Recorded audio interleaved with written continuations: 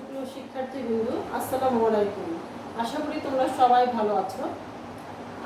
সালেহা ইসলাম সরকারি বালিকা উচ্চ বিদ্যালয়ে অনলাইন স্কুল কার্যক্রমের পক্ষ থেকে সবাইকে স্বাগত জানাচ্ছি। আমি জেসমিন আক্তার, সহকারী শিক্ষক গণিত, সালেহা ইসলাম সরকারি বালিকা উচ্চ বিদ্যালয়, সিরাজগঞ্জ। শিক্ষার্থী বন্ধুরা, তোমরা আমরা এর আগেও বেশ কয়েকটি ক্লাস করেছি আমরা গণিতের বিভিন্ন অধ্যায় নিয়ে। আজ আমরা শিক্ষার্থী তোমাদের নবম এবং দশম শ্রেণীর উচ্চতর গণিত বিষয় থেকে একটি পাঠ, আমরা আংশিক ভগ্নাংশ, এর উপরে আমরা একটি পাঠ দেব। নবম এবং দশম শ্রেণীর দ্বিতীয় অধ্যায়, তোমাদের পাঠ্যপুস্তকের দ্বিতীয় অধ্যায়ের আংশিক ভগ্নাংশের উপরে একটি পাঠ দেব। আশা করি তোমরা সকলেই আমার সঙ্গে থাকবে।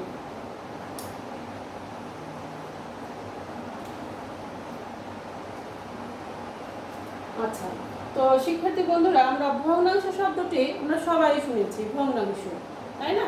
ভগ্নাংশ, কিন্তু আংশিক ভগ্নাংশ এই কথাটি মনে হয় আমরা নতুন শুনেছি বা শুনছি। আংশিক মানে কি? অংশ। আংশিক মানে অংশ, আংশিক ভগ্নাংশ। অর্থাৎ আমি বললাম একটি ভগ্নাংশ আছে, ধরলাম 7/5 একটি ভগ্নাংশ। এবং এই ভগ্নাংশটাকে কিন্তু আমি একাধিক ভগ্নাংশের যোগফল হিসেবে লিখতে পারি।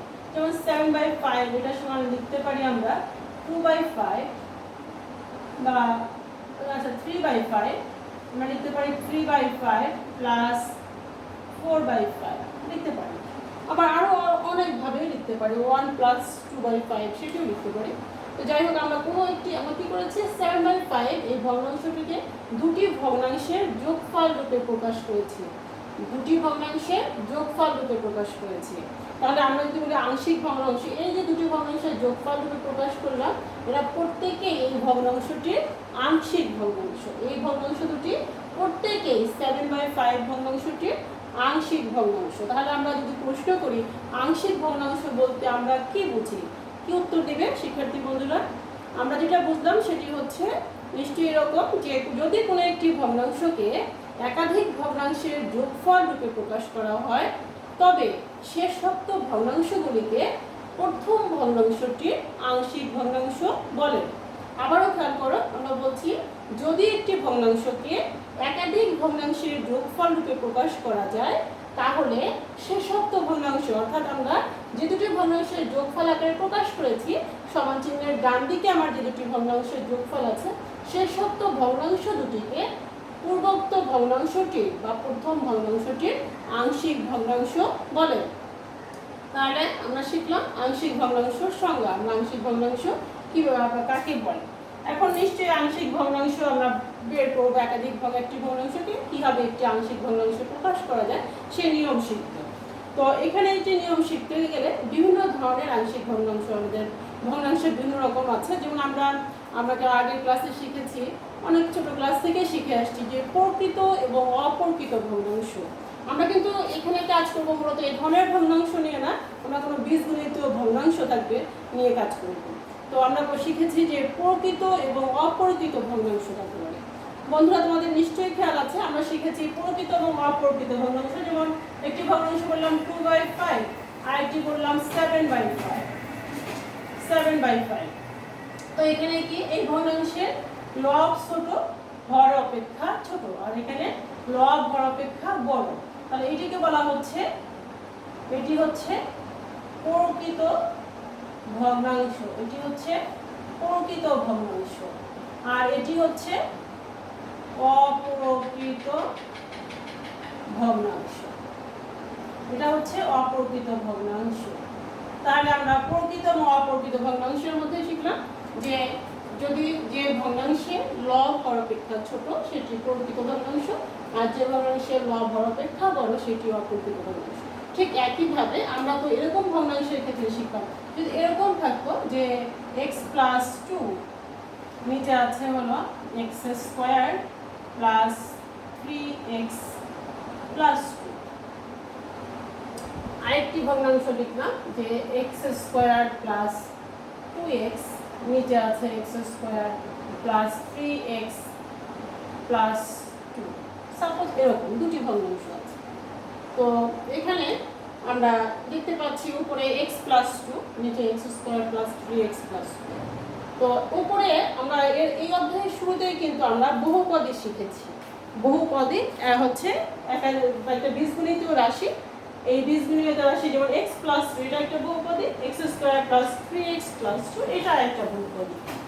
তাই এই দুটো বহুপদীর মধ্যে আমরা দেখতে পাচ্ছি উপরে যে বহুপদী আছে x প্লাস 2, এই x প্লাস 2 আমরা এই বহুপদীর মাত্রাও শিখেছি। আমরা শিখেছি বহুপদীর যে আমার চলক থাকে, চলকের সর্বোচ্চ ঘাতই হচ্ছে এই বহুপদীর মাত্রা। তাহলে আমার x প্লাস 2 এই বহুপদীর মাত্রা হচ্ছে 1, আর x square plus 3x plus 2 এই বহুপদীর মাত্রা হচ্ছে 2। তাহলে এখানে উপরে লব যেটা আছে, লবের মাত্রা পরের মাত্রা অপেক্ষা ছোট। উপরে মাত্রা হচ্ছে x প্লাস 2 এই বহুপদীর মাত্রা হচ্ছে 1, আর x square plus 3x plus 2 এই বহুপদীর মাত্রা হচ্ছে 2। তাহলে উপরের মাত্রা নিচের মাত্রা অপেক্ষা ছোট। তাহলে এটি হচ্ছে প্রকৃত ভগ্নাংশ। এটি হচ্ছে প্রকৃত ভগ্নাংশ। আবার এখানে খেয়াল করো, এখানে আছে x স্কয়ার প্লাস 2x, এখানে আমার উপরের বহুপদীর মাত্রা হচ্ছে 2, উপরের বহুপদীর মাত্রা হচ্ছে 2 কারণ এখানে সর্বোচ্চ ঘাত হচ্ছে 2। আর এখানে x square plus 3x plus 2 এই বহুপদীতে এখানে আমার সর্বোচ্চ ঘাত হচ্ছে 2, অর্থাৎ উপরে এবং নিচে এই ঘাত দুটি সমান হয়ে গেছে। আরেকটা বহুপদী লিখলাম যে লিখলাম হচ্ছে x cube plus 1 x square plus 5x plus 6। এখানে খেয়াল করো এই বহুপদীর উপরের মাত্রা হচ্ছে 3, এইটা একটা বহুপদী, এই বহুপদীর উপরের বহুপদীটির মাত্রা হচ্ছে 3 আর নিচের বহুপদীটির মাত্রা হচ্ছে 2, অর্থাৎ উপরের বহুপদীটির মাত্রা নিচের বহুপদীর মাত্রা অপেক্ষা বড়, তখন সেটি হচ্ছে অপ্রকৃত ভগ্নাংশ। এটি হচ্ছে অপ্রকৃত ভগ্নাংশ। আমাদের আংশিক ভগ্নাংশ প্রকাশ করতে হলে প্রকৃত ও অপ্রকৃত ভগ্নাংশ আমাকে আগে চিনতে হবে। প্রকৃত ও অপ্রকৃত মূলদ ভগ্নাংশ এদেরকে আমাকে চিনতে হবে। তাহলে এটি হচ্ছে প্রকৃত ভগ্নাংশ, এটি হচ্ছে অপ্রকৃত ভগ্নাংশ। যাই হোক, আমরা আংশিক ভগ্নাংশ অনেক রকম ভগ্নাংশেরই হয়, তার মধ্যে আমি আজকে যেটি শিখাবো প্রকৃত না ভগ্নাংশ, যাদের লবে বা হরে মানে এক ঘাত বিশিষ্ট উৎপাদক থাকবে, সেই সকল ভগ্নাংশের আমরা আংশিক ভগ্নাংশে প্রকাশ করব। আমরা বলছি অনেকগুলো পয়েন্ট আছে তোমাদের বইতে, পাঠ্যপুস্তকে। তোমাদের পাঠ্যপুস্তকের পেজ নম্বর হচ্ছে পেজ নম্বর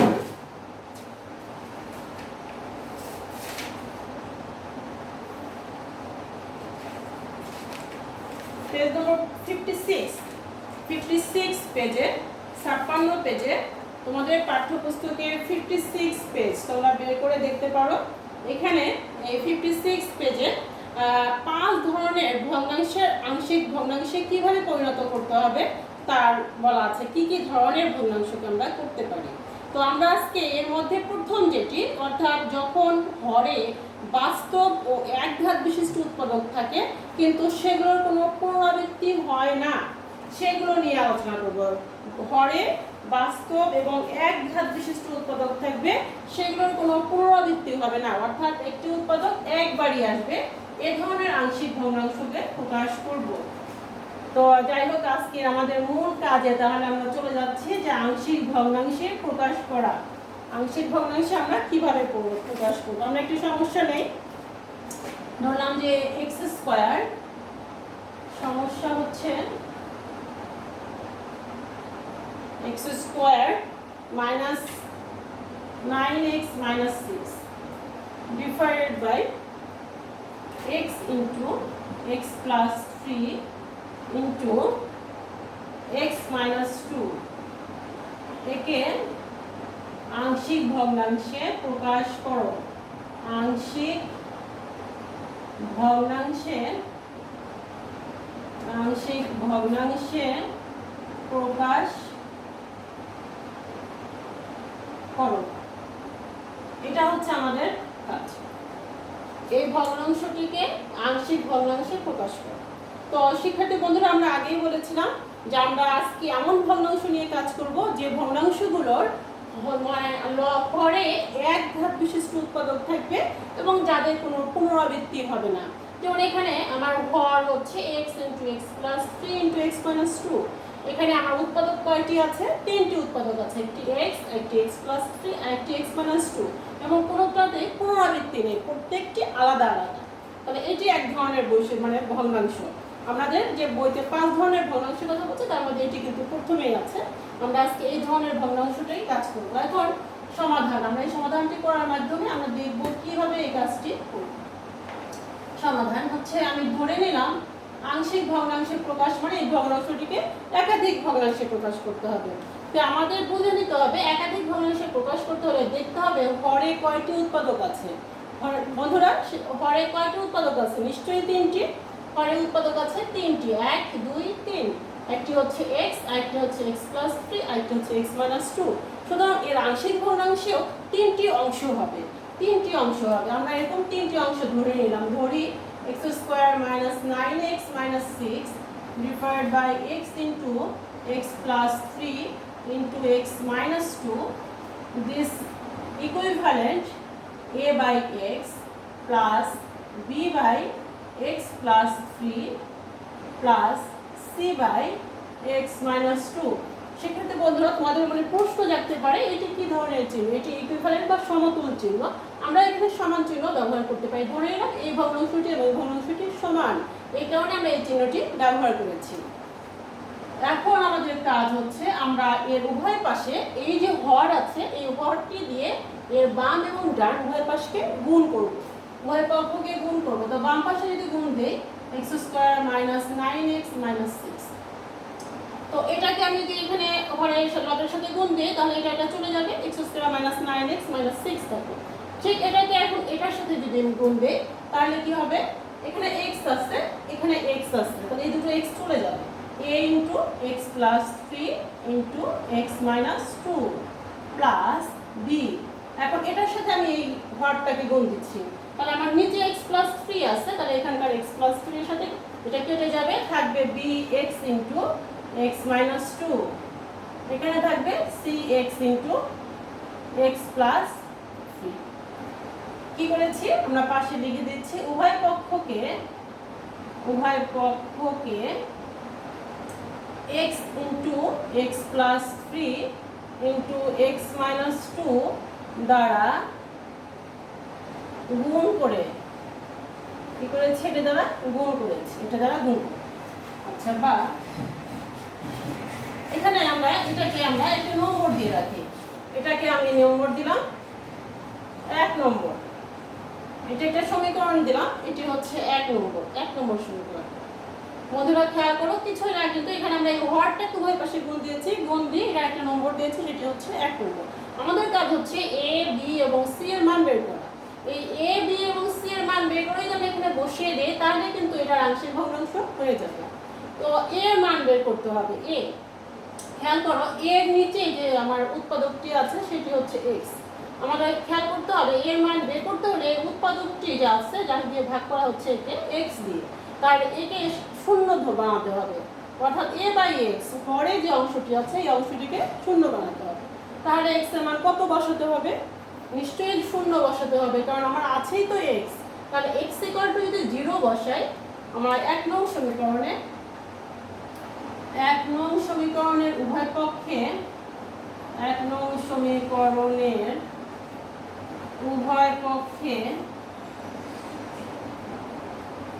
x = 0 বসিয়ে পাই, x = 0 বসিয়ে পাই।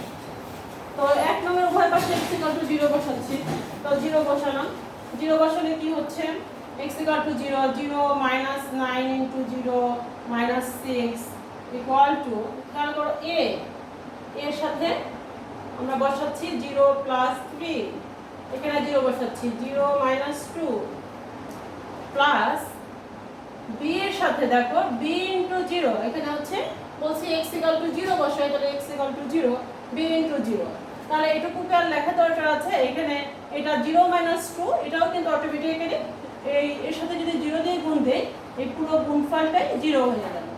আবার cx into x plus 3 x equal to যদি 0 বসাই তাহলে এই গুণফলটিও c into 0 বা -6 equal to দেখো -6 equal to তাহলে a এখানে +3 -2 +3 -2 গুণ করলে কি হবে -6a -6a -6a +0 +0 তার অর্থ হচ্ছে 6a সমান 6 বা a সমান কত a সমান 1 a সমান 1 হয়ে গেল a equal to 1 এখন আমাকে একইভাবে b এর মান এবং c এর মান বের করতে হবে বন্ধুরা খেয়াল করো আমরা যখন এর মান বের করেছিলাম তখন আমরা কি করেছিলাম এর নিচে যে হরের অংশটুকু আছে এটাকে 0 বানিয়েছিলাম তো এখন b এর মান বের করতে চাইলে b এর নিচে আছে x + 3 অর্থাৎ এই x + 3 সমান 0 বানাতে হবে x + 3 কে যদি 0 বানাতে চাই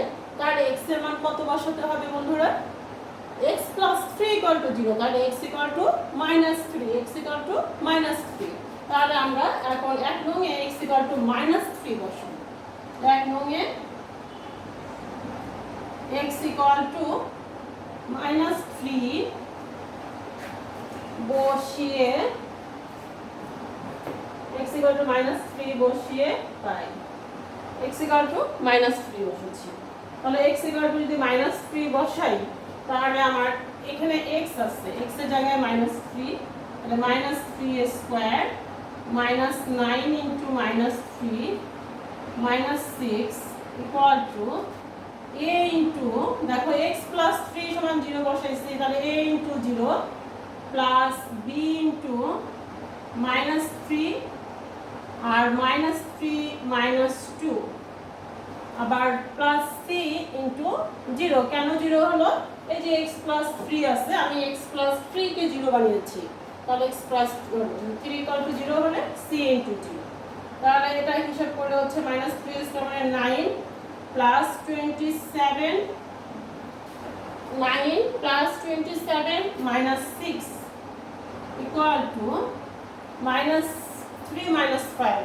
2 কত হচ্ছে -5 minus 3 দিলে minus minus plus 15b 15b তাহলে এখানে হচ্ছে আমার 27 plus 9 কত হচ্ছে 27 plus 9 36 36 থেকে 6 দিলে 30 30 equal to 15b তাহলে b সমান কত b সমান 13 বা 30 বাই 15 তার মানে b সমান 2 b সমান 2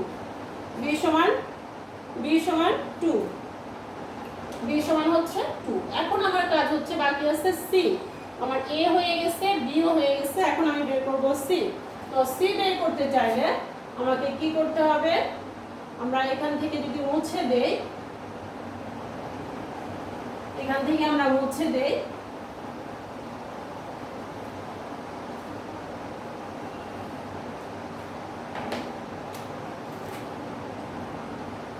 আমার c এর নিচে ছিল x - 2 তাহলে আমার এক নং এ প্রশ্ন এক নং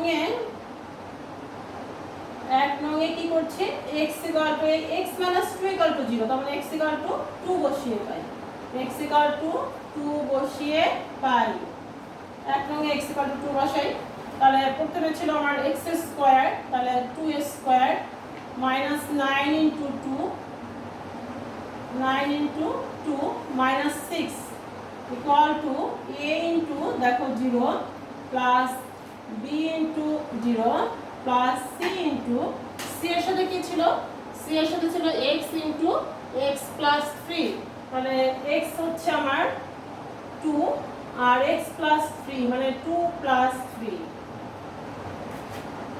বা 4 minus 18 minus 6 equal to 5 3 আর 2 5 5 দুগুণে 10 মানে 10c বা 4 minus 24 equal to 10c বা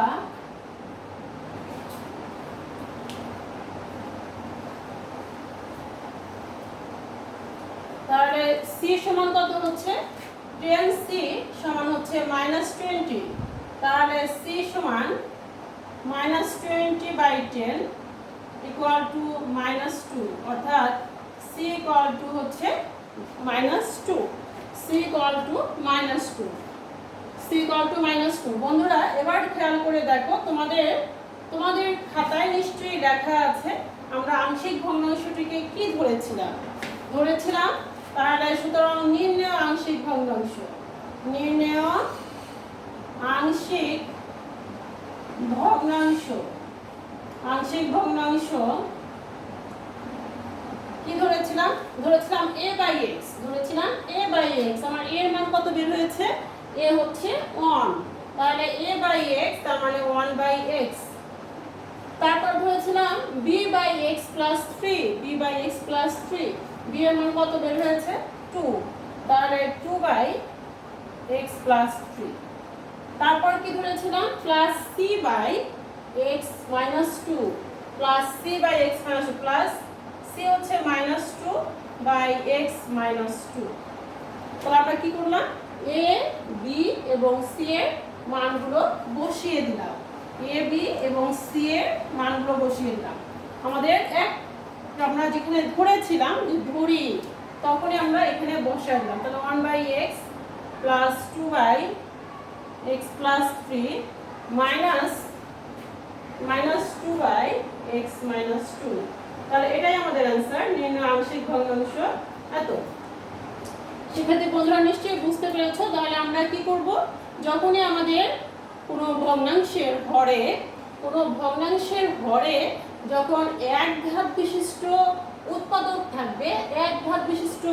থাকবে এবং উৎপাদকের কোনো পুনরাবৃত্তি থাকবে না, তখন প্রথমেই খেয়াল করব হরে কয়টি উৎপাদক আছে, ভগ্নাংশটিতে কতগুলো অংশ হবে।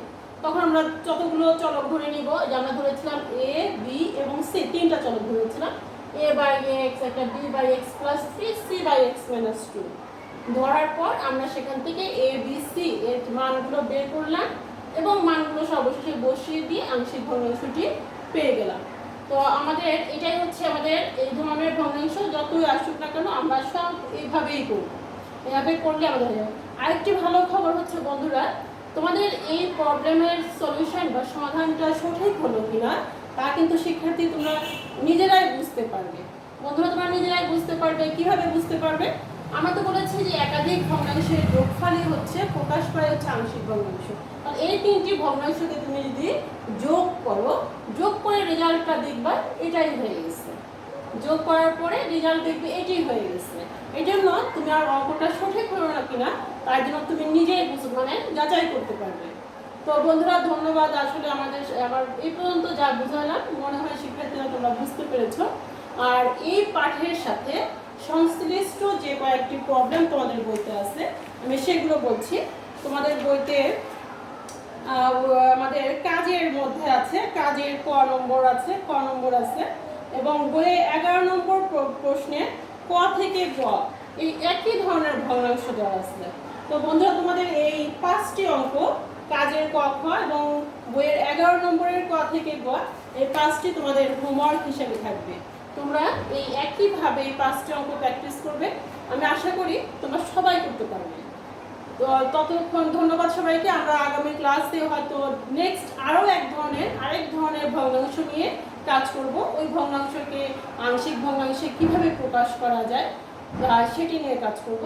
ততক্ষণ পর্যন্ত তোমরা সবাই ভালো থাকবে, সুস্থ থাকবে এবং সবার সুস্বাস্থ্য এবং আবার দেখা হবে এই প্রত্যাশায় আমি আজকের মতো এখানেই শেষ করছি। ধন্যবাদ।